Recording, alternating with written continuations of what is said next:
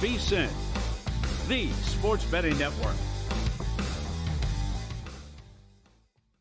The numbers told the story, they always do. It's one of those idiots who believe in analytics. This is a numbers game with Gil Alexander on VSiN. Good Wednesday morning to you. It is a numbers game at VSiN, the sports betting network, VSiN.com, Game Plus, iHeartRadio, YouTube TV, and of course, Sirius XM Channel 158. Gil Alexander, my little buddy Kelly Bidlin, everybody, producer number 9. Yo. So much more than a producer. Oh, no wave today? Just went yo-yo? Okay. Well, I got tennis bets, Statter. Oh, do you guys have a bet beforehand? We might. Hey, we work at a betting network. There's a lot of side bets that go on behind the scenes around here. I was looking for action today on whether or not, on a yes-no price, if Gil Alexander was going to send me tennis bets because it was getting late. Yeah. I hadn't gotten anything from you, but we're late enough in the tournament that it's possible for you to not have any bets. That's correct. I do have one. By the way, let me just say this again. This ain't your mom and dad's hard court season. Not the hard court season we've been accustomed to. Three dogs yesterday. All three with great CLV. All three didn't get home. It's just how it's been. It's been the year of, again, I'm a dog bettor and a short favorite bettor. And unless it's a massive, like, beat Carlitos kind of thing, or beat Coco kind of thing, which I don't usually bet on, the numbers won't take me there, those are the only ones that are getting home. And the standard dogs that I play that usually get home aren't. And so it's been a favorites kind of season. I do have one today, Francisco Cerundolo, plus 102 today in Miami. This is the first half or the second half, I should say, of the round of 16. I've already lost track. Because it's been raining, right? No, the rain is fine. It's the second half of the semis. This is the quarters. Pardon me, of the men's side. Do I have that right? Yes, I think I do. Anyway, it's Cerundolo today, plus 102 over Grigor Dimitrov. And that is at VSiN.com/picks. Again, for all subscribers, every host, every guest, every sport for subscribers. VSiN.com/picks gave that out last night. And we'll see if that's in range here this morning. I do have the Swiatek quarter, though, right? That's she's minus 1,000 to win her quarterfinal match today against Alexandra Ayala, who I hated myself for not betting against Ostapenko. Didn't hate myself against her other one, against Maddie Keys. But Iga Swiatek, who I don't know why we didn't put on the graphic, but I mentioned at the time, it's mathematically minus 115 to win her quarter is not like mathematically sound. I got it. But you bet it auto. By the way, Cerundolo is plus 102 exactly now, so you can get the same price. Iga, if you are like, why does he always bet on Iga? Okay, if you don't believe in terms of her winning a tournament, but quarters, she has played in 70 tournaments since from the beginning when she won the French Open in 2020. That was the first. Let's start there. That's the first of 70 tournaments that she's played since. Okay.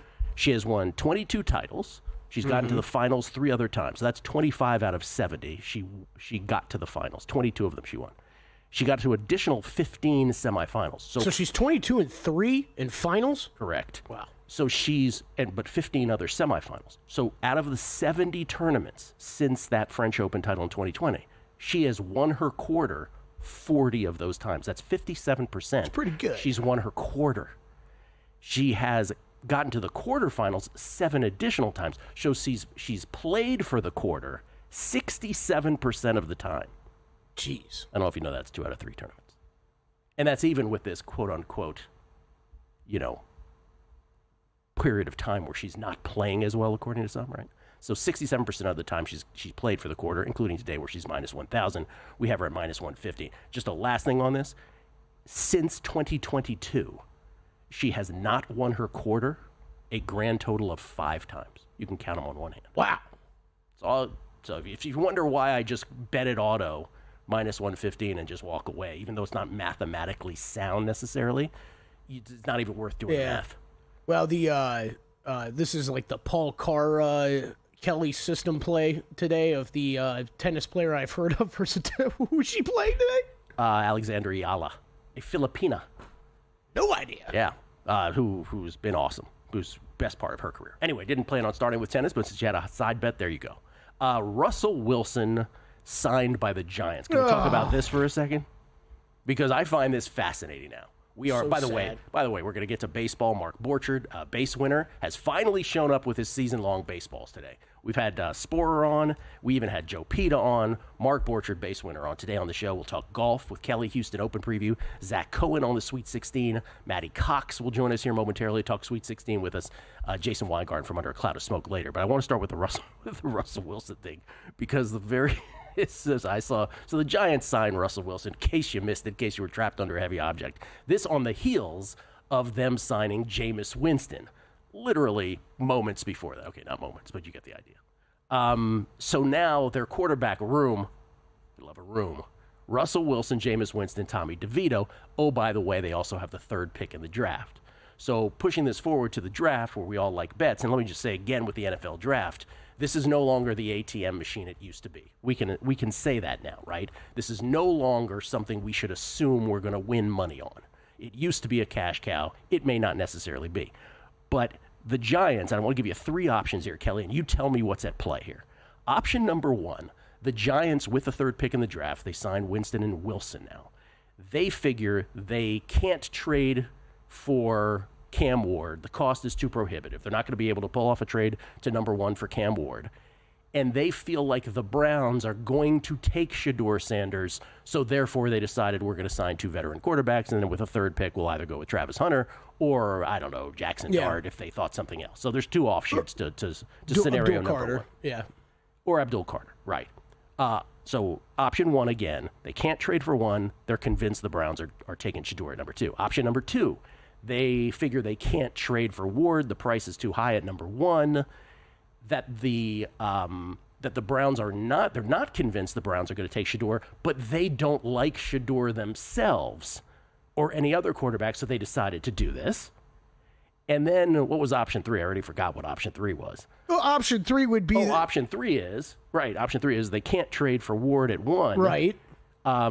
They don't really know what's going to happen at 2, but it's immaterial to them because they've decided they want to go into the season with these 2 veteran quarterbacks and not worry about anything this year. I guess 3 most likely to me. I think their thought process is I agree with you. I think you set it up perfectly with the Cam Ward and trading up for him. I think they've accepted that they have no chance of getting into that area anymore. So now I think they're playing, I guess, that they're playing the game of we're just going to take best guy available at 3, and no matter what the Browns do. I am not ruling out, Gil, that they could still bring in a rookie quarterback, though, at all. Okay, so this then generates other questions, which is, okay, if you've decided to, first of all, did you tell Jameis you were going to also sign Russell Wilson? Of course not, because they never treat my guy right, man. I'm so upset about this. That's the first thing. Did you tell Jameis you were going to do this? Did you tell Malik Neighbors he lost his Offensive Player of the Year award? The second thing is, if you are going to draft a quarterback, if it's Shedeur or Jackson Dart or whoever after, let's say it's Shedeur, you have the opportunity to do so and you do draft him and have the mentorship of the Winston Wilson administration. What kind of mentorship is that when you have one guy saying it's like, oh, you got to be unlimited. Like, that's Wilson's biggest contribution. Where Winston will be like, you got to eat W's. Like, I just don't know how that's going to work out. So, because the biggest thing of that scenario, where you've just decided you can't trade for Ward. You either convinced the Browns are taking Shedeur or you don't like Shedeur. That then screams the Shane thing, right? Joe Shane, their general manager. That just screams back to what we saw with, what resulted from them signing Daniel Jones, which then begat them letting Saquon go, essentially, right? Much to the owner's chagrin, much to his ultimate dismay, where he said out loud he was going to lose sleep. To now, you are just, how do we win some football games? This is the general manager, his thought bubble. Mm-hmm. How do we win football games where I can keep my job in the short term? Which is horrible for the organization if that is your strategy. You're nodding. You think that's it. Well, it's one of two. Yeah. We've been talking about this for a while now. I don't understand how, if you're the Giants, how you can enter the offseason with these 2 guys in place, coach and GM, when they're now making moves that make it seem obvious that is the strategy for them. And it's like we brought it up at the time. You go out and draft a rookie quarterback, it almost guarantees you more time. The other thing that might guarantee you another year, though, is winning more games than you should, right? So Which is, I think they're putting themselves in the situation where I'm not going to rule out them drafting a quarterback, because that plan, let's call it Plan A, could still exist of draft a quarterback and they're not going to fire us because they'll give us time to develop him. Or Plan B, if our win total is 3.5 and we go out and win 7 wins, maybe it buys us one more year. Right. So maybe that's what they're thinking. The other thing is, if you're a Giants fan, are you really thinking like, well, that sucks because now we can't tank for Arch Manning because we'll win some games now. Yeah. Right? There's that too. Anyway, for all of that. But you hit on, I didn't bring it back to what you said, and you said it perfectly. You are hurting the future of your franchise regardless. For your own personal security. Which is true of many jobs and many industries. Which I don't know if I necessarily blame on them. By the way, I don't know the answer to any of that. It's within it. Something is true in all of that, and I don't know which option it is. The one thing that I'm pretty convinced of, though, is this notion that the Browns would not take a quarterback, I have always pressed against. They absolutely have to take a quarterback at 2, right? So I would hope that it's the Giants thinking, well, we can't trade for Ward. The Browns are going to take Shedeur, and therefore we're not interested in a quarterback at 3. I would hope that's what's at play. Because, by the way, the Browns' defense wasn't terrible in terms of pressure rate. Right. It was actually pretty good. Why would you add Abdul Carter to that? Why do you need a quarterback? So you need. So I hope it's that. I hope for Giants fans it's that. But as far as our bets, it to me now sounds like it's 1-2 quarterback, and then Giants are going elsewhere. I'll tell you, Gil, with one signing of Russell Wilson, I went from sort of a Giants fan this year to not at all. I wanted Jameis. I wanted to watch Jameis. I wanted to watch him be terrible. It's your guy, FSU. We'll come back. Matty Cox on the Sweet 16 on the other side. It's a numbers game at VSiN, the Sports Betting Network.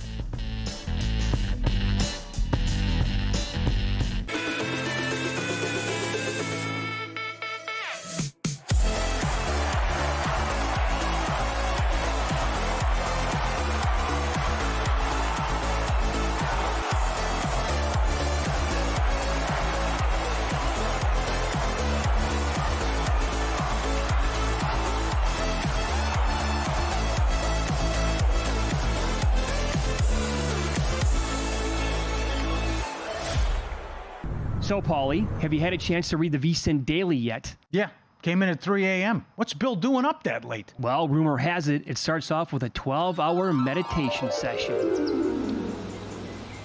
Then he just pours himself over film and live TV, really focusing and taking it all in.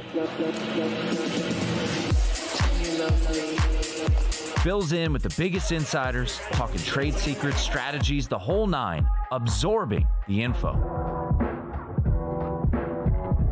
And then and only then can the writing process begin.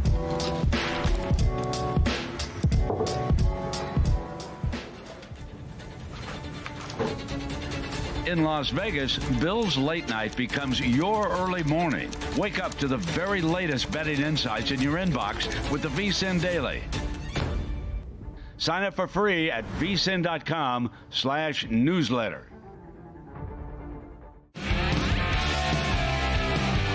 Coming up on the next edition of Follow the Money, we'll talk a little college hoops and preview the Sweet 16. The VP of Circa, Mike Palm, in studio with You Cannot Be Serious and MLB talk. Matt Humans will go about his best bets for the night. And 1 day away from opening day in Major League Baseball. Follow the Money, 4 to 7 Eastern on VSiN, the Sports Betting Network. Now also on Sirius XM Channel 158. Get the VSiN Watcher.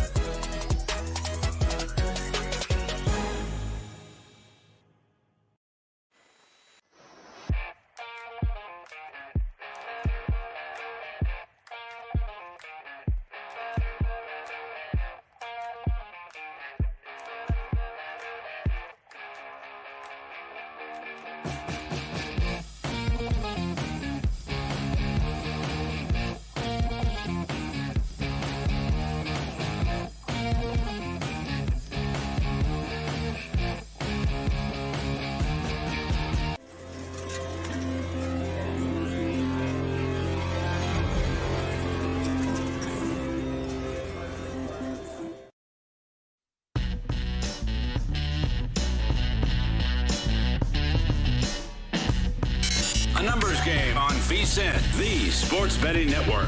Numbers Game live from Circa. If you want to bet smarter, start with Smarter Insights. Right now you can check out Sweet 16 game previews, Greg Peterson's best bets in college basketball, and Wes Reynolds' Houston Open preview. Later today you can check out Zach Cohen's best bets in the NBA, Jonathan Davis's best bets in the NHL, and Josh Applebaum's college basketball sharp report. To get access to all the articles and betting guides on VSiN.com, right now you can sign up for as little as $9.99. Just head to VSiN.com/subscribe to sign up today. We get tweets at Beating the Book. Always appreciate it. People love, where as soon as you transition to football in any sense, right? Even for 5 minutes, people are like, oh, football. Judd O'Connor. Did we see what happened last year? The Giants have no idea what's going on ever. I can't really argue it. That's kind of my point earlier. James Sott, thanks again, Gilly Kelly, for taking some time to talk with us last week. Back to reality here, but let's go Ega. He's on Ega as well. All right.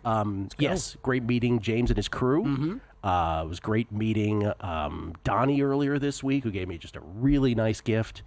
Yesterday, John stopped by, who was really nice. He was here for the pizza convention. Great voice. We need to hire him. He should be on radio. Yeah, we should have told that to him. He should probably be on radio.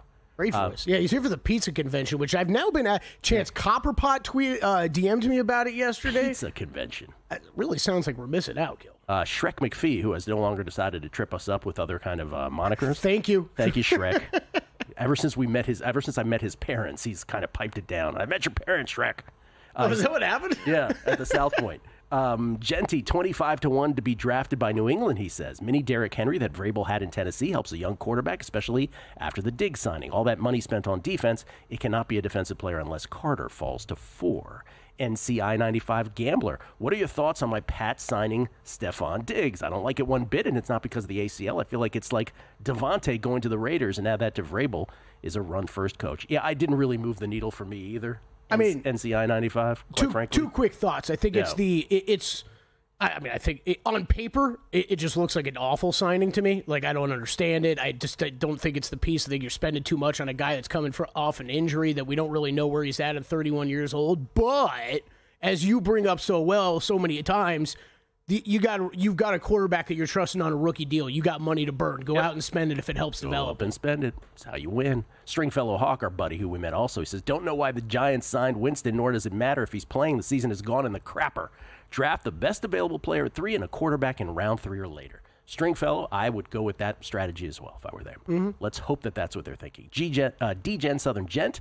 Gil, you mentioned Arch Manning possibly getting drafted next year. Are we sure that he's not going to stay in college for 3 to 4 years and continue to build his brand on his own before the NFL has the chance to conform him to their own? You're 100% right, D-Gen. I'm not sure. He could end up being... Look, a lot of these guys might be like, this is really comfortable. There's girls here. I'm making money. I don't have the pressure of the league. Sure, I'll stick around. I'm interested to see with some of that stuff because I'll get asked about some of the college basketball guys at the NBA, and I'm like, I understand that there's money, but at the NBA, you want to get into the NBA so you get on the clock as soon as possible with the contract stuff, so you can reach a supermax with your team as soon as possible. So, well, he might be good enough where that's the proper way, right? Go to the league, right? Go to the NFL. But there's a whole bunch underneath a guy of that level who might just be like, wow, this UCLA campus. Let's just choose one. It's kind of nice here. The weather's kind of nice, and I'm making money. Why bother? Let's talk some college hoops. Sweet 16 is upon us tomorrow night. A special numbers game investigation reveals that it begins tomorrow night with 4 games, then 4 more on Friday, of course. We're going to hang out with Montesano and Carl Sack watching Sweet 16. Looking forward to that. Matty Cox joins us from the Weavers, 3-man weave.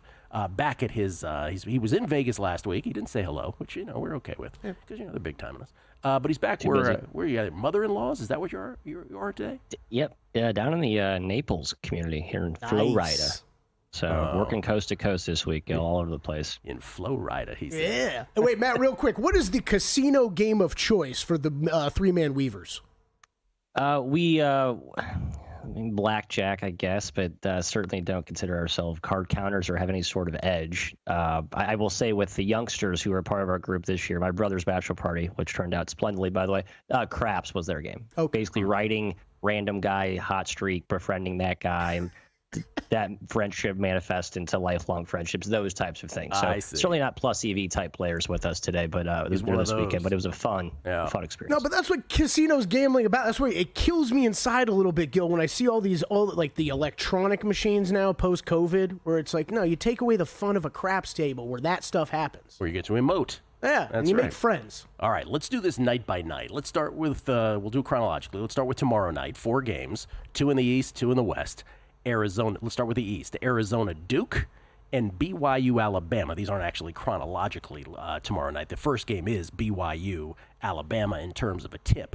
Alabama favored by 5.5. The total now 175.5. Let's start with that game. Any thoughts? I think there's been money coming on Bama early. I think we see even more money toward closer to tip here. I think this closes 6. I got some -5 at Bama. I think this is my strongest bet of the Sweet 16 round. I mean, BYU is really good. I think you can't discount how well they've played. I think Kevin Young's a terrific coach. They have a ton of depth, all types of versatile pieces. That's what makes them so unique, is that they have a lot of individual, unique, unorthodox matchups.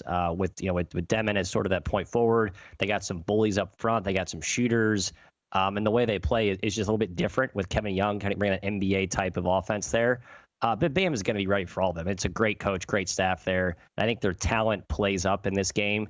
The key handicap here is BYU, I think, was somewhat fortunate to play in altitude those first 2 games, right? I think that was it's rare to see an opening pod be at altitude, right? At Denver, they play all year at home. It's sort of one of the reasons a lot of people don't take this, the Mountain West or the WCC team seriously.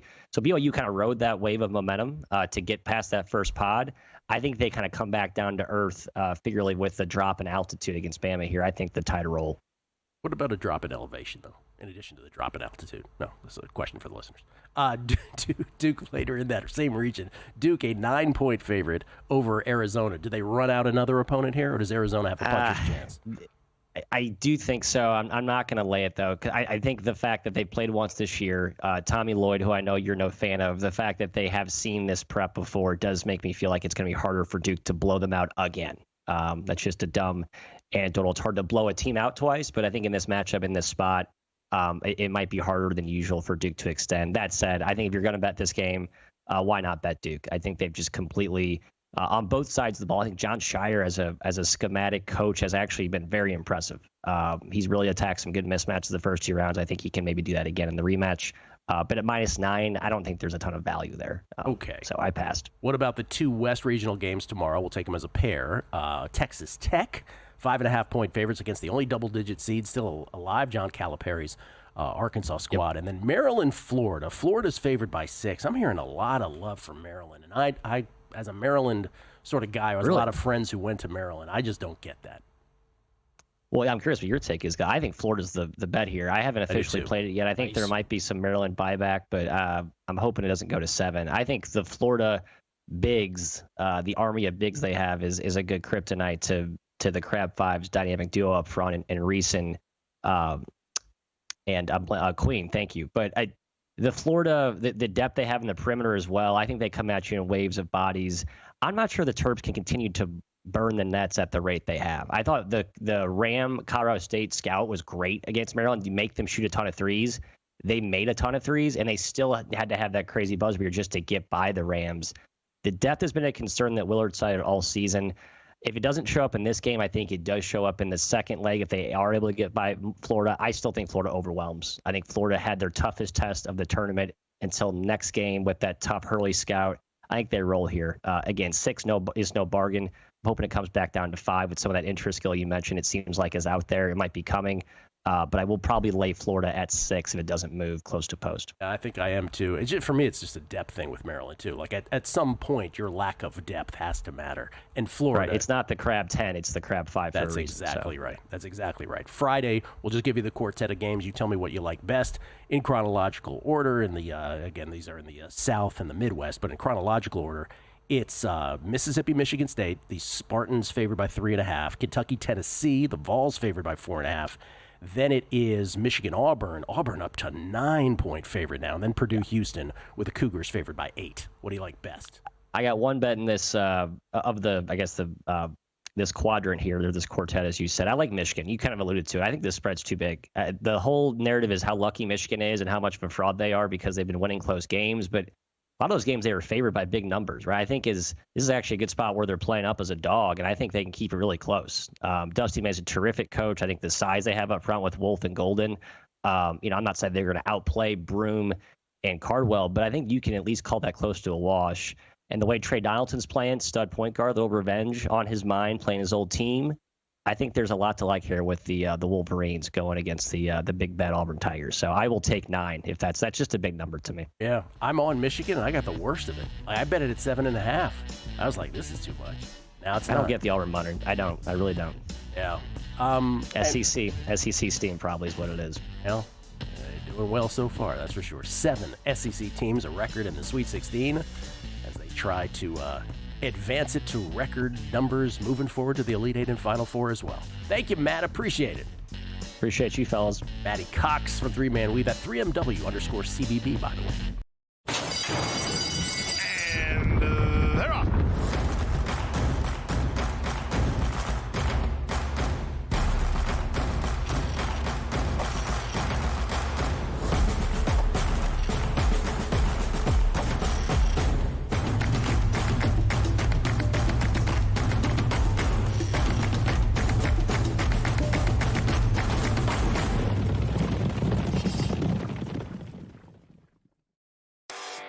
For just $9.99, VSiN's got you covered for March Mania with a VSiN Pro subscription. You'll get access to bracket breakdowns, daily expert picks, as well as our March Mania betting guide, exclusive to Pro subscribers. Go to VSiN.com/subscribe today to sign up for just $9.99. And don't forget to catch us on the go with the VSiN Watch app, or listen on SiriusXM Channel 158, and join us on the Sports Betting Network.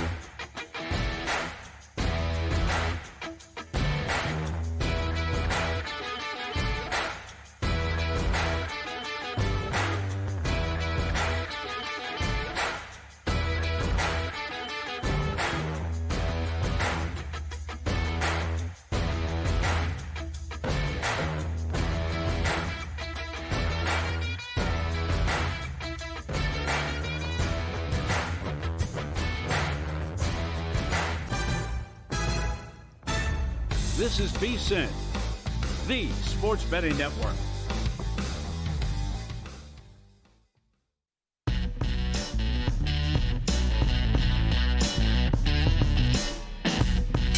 A numbers game on VSiN, the sports betting network. Are you ready to take your sports betting to the next level? The Sharp Plays at sharpplays.com is your secret weapon. Since 2011, they've been building trusted relationships with major sports books and sports insiders worldwide. They provide daily updates on what top pro sports bettors and betting groups are wagering on, so you're always ahead of the game. That's not all, though. They just launched a cutting-edge AI betting analyst that provides even more selections and reports, giving you the edge you need to win. And the best part is you can check out the Sharp Plays free content anytime. Get real-time betting action reports, alerts, and more through email and X directly from the pros. Plus, explore all their records, including detailed online logs, right on the website at sharpplays.com. With the Sharp Plays, you're joining a team that's never had a losing year.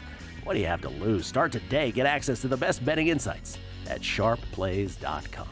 It's Gil Alexander. It's Kelly Bidlin. This gentleman we always have on during the Major League Baseball season. He and I have known each other for, I don't know, what is it, going on 14 years, 15 years now? We met in like a betting forum, we just sort of like game recognized game. We sort of were like simpatico. We understood how we looked at baseball, handicapping wise. Fast friends ever since. We used to hang out at spring training, making up metrics because we're dorks. Making up metrics. Because we're total dorks. Ladies and gentlemen, it's Mark Borchard at BaseWinner on Twitter. BaseWinner.com. I'm laid back.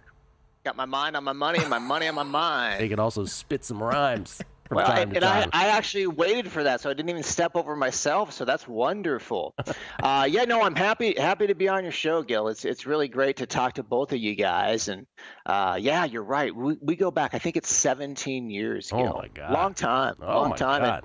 And the game, to me, the handicapping game, Gil, has changed significantly. And I think that maybe you would agree with me. Back then, you could do XFIP and maybe a little bit of base runs and run it in a Davenport formula, and you'd be able to beat the market. And it's just really, I think, gotten a little bit more difficult to do that because the market's using those same numbers. And but at the same time, Gil, the markets have really expanded. I mean, I remember back. I'm hearkening back to when I met you. Maybe you had the three side. You had the run line, you had the money line, and then you had the total. But you didn't have any props. You didn't have any split bets. 5 innings. You can go 3 innings. You didn't have 5 innings. People forget that. You didn't have 5 innings even as recently as like 6-7 years ago. They weren't widespread. It just sort of in the VSiN era have they sort of come to pass. It is incredible, right? I mean, now it's vast, the menu of stuff to bet on. It's really amazing, and I think challenging to me with pretty much half my adult life doing this, Gil. You got to really kind of pick your spots, and there's so many different ways to go, and there's so much depth you can get into. And really, if you look at you want to talk about depth and just Major League Baseball in general, you look at an organization, any organization in baseball, particularly the Diamondbacks, who I'm very high on this year, but they have a GM. He's an MIT PhD, and then they have 4 or 5 guys working under them in their analytics department. So I think if that doesn't show you with 30 teams doing the same thing, how vast and how I guess perplexing, challenging, fun for me, but definitely the former that I just said. Baseball data is, then I don't know what does, Gil. Okay, well let's see how many of these season longs I can coax out of you, because I understand you have clients, they're paying for your information as well. So we're not going to get everything from you, but I just want to get a couple things. You alluded to the Diamondbacks. You are high on them. We had somebody else on the show. Was it Joe Pita who was very high on the Diamondbacks as well, as I recall? We'll have to check on that. Yeah, I think it was Joe. Someone was, though. I think it was Joe. Tell us how you are going to bet your bullishness on the Arizona Diamondbacks.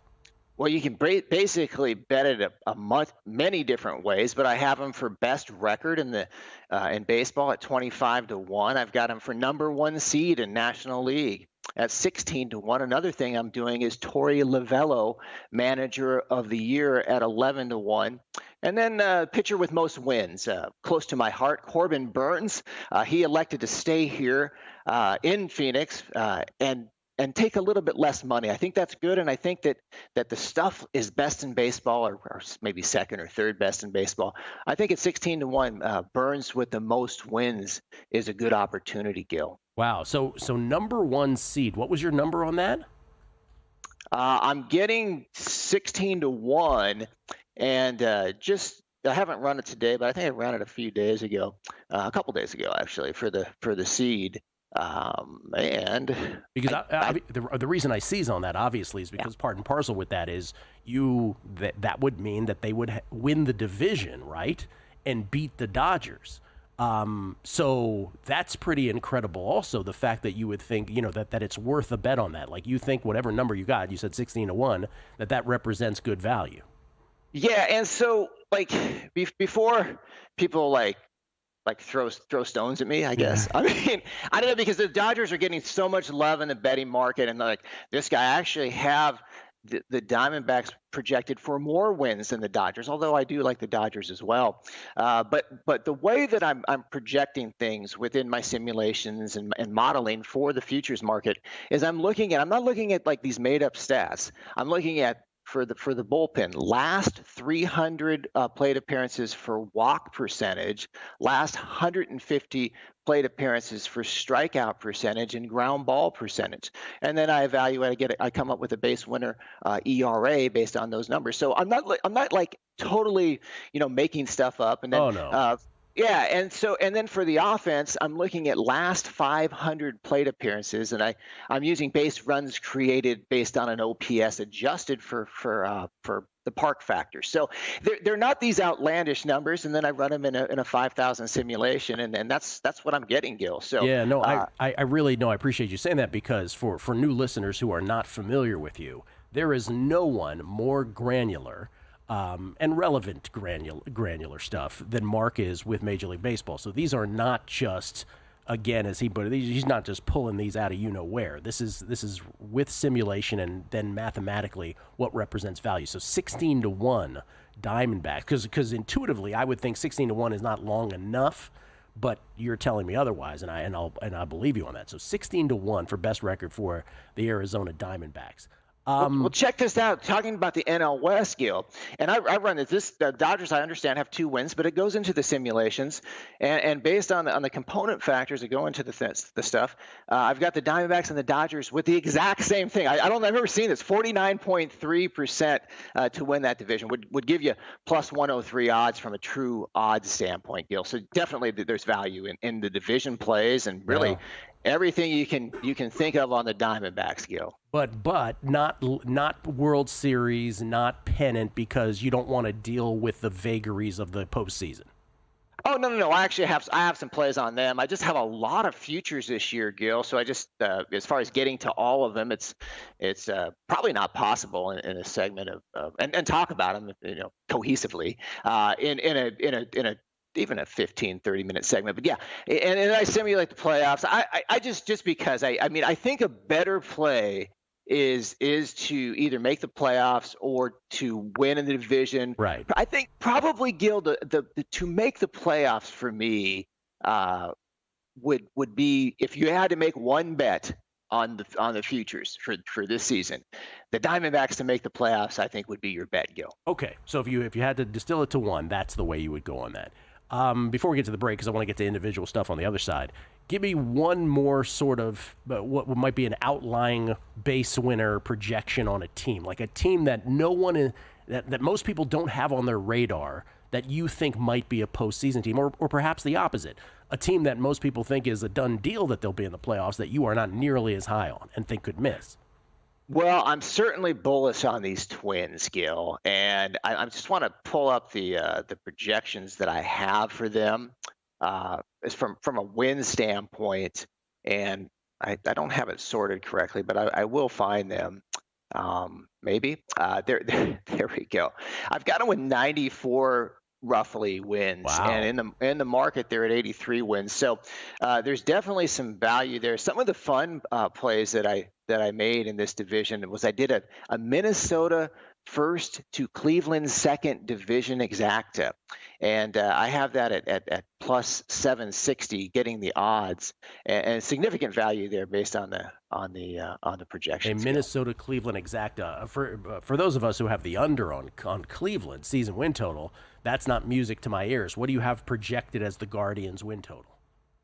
Well, I had this thing all sorted, Gil, and now I've got to look at it. No, it's all good. It's just like I don't even have it sorted by a team like alphabetically or whatever. I've got Cleveland at 84.4 wins, so it's pretty close to market. A little bit over, yeah. Okay, so we have Adam Burke and Mark Borchard, base winner on one side of Cleveland season win total. We have me and Joe Pita on the other. Going under. So we have different opinions of that. Okay, I like that. So again, the Twins Guardians exacta 1-2 exact in the American League Central. By the way, these are widely available. I love the books that put these out at over 7-1 plus 760. I believe you said on that. Yeah, it's right. Great value, Gil. Okay, and he's very bullish on the Diamondbacks. We'll get back to Mark on the other side. Some season-long individual stuff, home runs included. It's a numbers game at VSiN, the Sports Betting Network.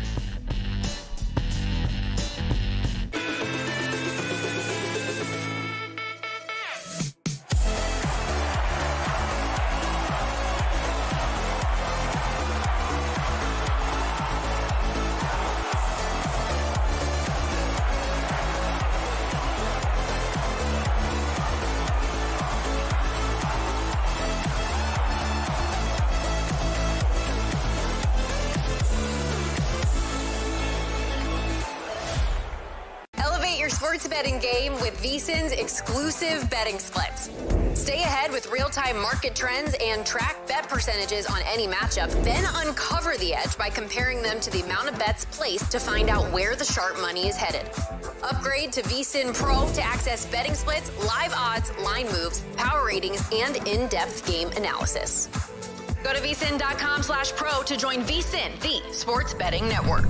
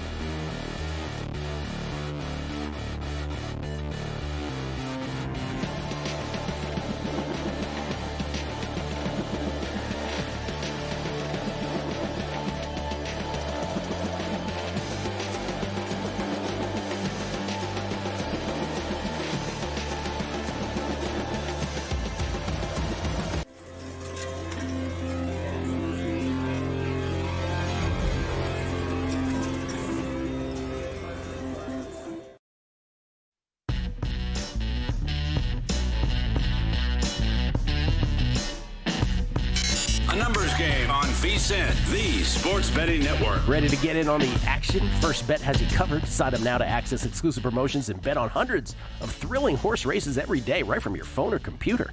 Visit firstbet.com. That's the number one, stbet.com. And use promo code VSiN200 to score a 20% rebate on all your wagers for the first 60 days, up to $200. Don't miss out. Start betting today at firstbet.com. Skill Alexander, Kelly Bidlin alongside. Before we get back to Mark Borchard, base winner at basewinner.com. For those interested in all his baseball season longs and his daily baseball plays. That's obviously what he does here starting tomorrow. And I'm sure he's got his day one plays. We'll see if we can coax one of them out from him. But here's what I have. Here's the 3 bets I've made so far. And again, I say so far because there's still time. The bottom there are the aforementioned Guardians under 82.5 wins. Did a whole dissertation on that. And then the monthly and the race to 10. We'll just do these from the bottom up. Twins most wins March, April, 15-1. Obviously, the Dodgers with a 2-win head start now on that. We were hoping for the split in Tokyo, but instead the Dodgers had to go win both of them. And then the race to 10 regular season wins, where that's even a bigger deal. The Mets at 17-1 are the plays that I made so far in baseball. We bring back Mark Borchard, base winner. Mark, opening day, really domestic opening day, right? We had the 2 games in Tokyo, but for real opening day tomorrow. How many plays do you have typically on an opening day? That's a good question. I usually, on a daily basis, definitely will have the base winner parlay. That's an everyday occurrence. Even if I don't have 2 plays, I'll find one and make the base winner parlay. But probably about 5 to 6, Gil. 5 to 6. Wow.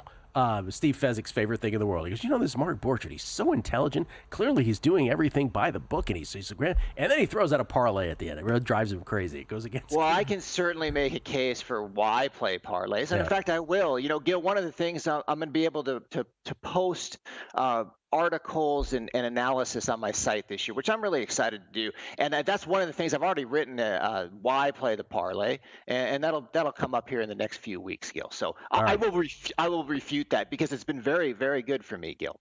Give us one that you love tomorrow, a game. Well, tell you what, I'm going to give you a base winner parlay. And I'm going to do it specially for you. Oh, thank you so much. We should sponsor this. We should get a sponsor for this. Brought to you by. I guess if it was no, I'm going to put the Giants in the parlay, Gil. Hey, thank you so much. I guess if it was specially for you, I would do. I'll do Baltimore for the Gil Alexander Baltimore San Francisco parlay. That's as me as it gets, right there. Wow. And they I'm not just doing this because of you. They actually have value according to the model and the components and everything that I do, Gil. All right. So tomorrow again, opening day, Major League Baseball. What did you call it off air? What did you call opening day in baseball? What was your term? New Year's Day. New Year's Day for baseball. Giants. The countdown is right now inside of 24. No, not quite inside of 24 hours. There's I think maybe 28 hours because there's some early baseball tomorrow. By the way, both of those games that you refer to are basically coin flips. Giants Reds is minus 105 on each side, and then the Birds, the Orioles, they are minus 108 favorites against the Jays tomorrow. I got plus 264 on that parlay. Plus 264. Okay. Well, and Gil, I think you'll be proud of me because I spared going in because Zach Eflin's starting for the Orioles, and I didn't relate it. Now I'm doing it. Didn't relate him to Zach Eflin. I know. We were hoping you would. We can expect those from you in the future. I know. All right, let's get to season-long individuals because I want to get some of these. Let's start with home runs. You have a bet in this market. Well, yeah, this was a really fun market for me to get into because for me, Gil, I think it's if Judge stays healthy, I don't think anybody's gonna get him. And so I was able to, and that's a big question. So if he gets healthy, and I was able to run simulations on this and say, well, Judge is not going to be healthy in 25% of these simulations. And so what did it come up with? He's still winning 60% of the simulation skill, even with that Wow. Interesting. That adjustment there. And really, if you look at it, and this is kind of the number that I use for home runs projecting this market, is home runs per plate appearance. And I'll just give you the last 3 years. And Judge's 8.4% of his plate appearances result in a home run. And then the next best guy is Shohei. And Ohtani's 6.6% home runs in his plate appearances. And then it goes to Matt Olson, who's 5.5%, Gil. Aaron Judge with the second best home run per plate appearance in the history of baseball. Is that true? Am I reading that right? McGwire 1, Judge and George Herman Babe Ruth 2nd, followed by Shohei Ohtani. Well, yeah, no, I'm not familiar with those two guys, but I would believe it. I can tell you 8.4% is really high. I mean, it's, I think the average is 3%, so he's 5% better than average from home runs per plate appearance. But one of the things I do, and I think that is unique to my handicapping style, and I want to emphasize that as somebody who's been in the game for so long. Guys, take this and make it your own style. This is the funnest part about handicapping. But having said that, what I do for these markets is I do a base winner group of 5. And I was able to get, on this market, if you group them and you bet them according to plan, I was able to get plus 219 for these 5 players. And Aaron Judge, of course, leads it. But I was also able to get Matt Olson, Mike Trout, Tyler O'Neill, and Ketel Marte in that group to get those plus 219 odds, Gil. Okay, repeat that again for folks. Say that again. Okay, so the 5 players in my group betting, and you have to split it up. I'll put this out for everybody. I'll send this out to everybody that follows me. So Judge, Olson, Trout, O'Neill, and Ketel Marte in this group. Okay. And what was your price on? Oh, so you didn't bet Judge individually? No, so this is kind of how I did it. So we'll do it from a unit size. So 5 units. So 3.45 units on Judge, 0.79 on Olson, 0.31 on Trout, 0.28 on O'Neill, and 0.15 on Marte. And if you do that, it comes out to odds of plus 219 for that group. Gotcha. Okay. Let's go to Cy Young. What did you come up with here? Well, let's start with the National League. And basically, this is a methodology, just really quickly. It's the base winner 150 rank versus market odds. And so the National League, I have Skeens, Glasnow. I'll give you the odds, too, with it. Skeens plus 300, Glasnow plus 1,700, Yamo B there at plus 2,500. Sonny G, and you guys know that I rapped about Sonny, Sonny, Sonny. Can't you see the pitches you throw hypnotize teams? And I just love your strikeout rate. I guess I'm going to bet on you and going to get paid. Boom. Okay. So anyway, he's at 30-1, and then Corbin Burns at 12-1. And so you get all those guys, and you Dutch it a certain way, and I put that out for everybody that supports me. The group odds are plus 121, Gil. Okay. Could you define Yamo B there for everybody, just in case everybody's wondering? That's Yamamoto from the Dodgers. Yes, okay. Yeah. I just thought I'd throw that out there because I was so distracted by what was happening during that. Well, hopefully we can count on him. Hopefully we can count on him, brother. Yes. I see what you're doing. All right. I don't know. I've heard it before, Gil, and I just lost it again. Me too. American League Cy Young. What did you do there? Okay, this is Garrett Crochet plus 450. Framber Valdez, 17-1. Jacob deGrom, 14-1. I've heard of that guy. Cole Ragans, 10-1. And you say Kikuchi, 80-1. And they do play that song, at least they have. I don't know if the Angels are going to do it. Every time he strikes out a batter, they play You Say. And it's annoying when you're listening to it on the radio, Gil. Oh, they go with was that the Lisa Loeb? Is that her song? You Say. I knew you would know that one. Is that Lisa Loeb? I knew you would know that one. Yep. I don't know. I might be wrong. No, he's right. He's right, I think. Oh, really? Okay. Yep. We got nothing in common. That one. I thought you were going to go, You Say Kikuchi. I say, that one. Okay. Wow. That's that was great. All right, so we have all of those bets, and you have made those again, with unit sizing. Or you could not flats, right? Like you described with home they're runs. Adjusted based on the odds, so you're going to get the same return. No matter if you hit one of those 5, you'll get the same return no matter which one of those 5 hits skill. All right, Mark, we'll have you on weekly if you're willing. I know you have a day where you can allot to us because you're busy otherwise. This is your time of year, man. For sure, we'll definitely fill it in. I love talking to you guys. I love the show. I love being I want to say consumer, but a listener. A listener is probably a better word of the show. Great stuff, great guests, and I'm proud to be part of one of part of one of your guests, right? Listen, I guess we really enjoy baseball / pop culture / music references. We enjoy that from you as well. Gotta have fun with this stuff. Absolutely. Work hard, have fun. That's a good philosophy. Absolutely. Thank you, Mark. Appreciate it. Base Winner, everybody, at BaseWinner, BaseWinner.com. We'll talk some golf, Houston Open on the other side, right here on a numbers game at VSiN. And we're out. Okay, give me 1 sec. I need to load funds into my gaming apps.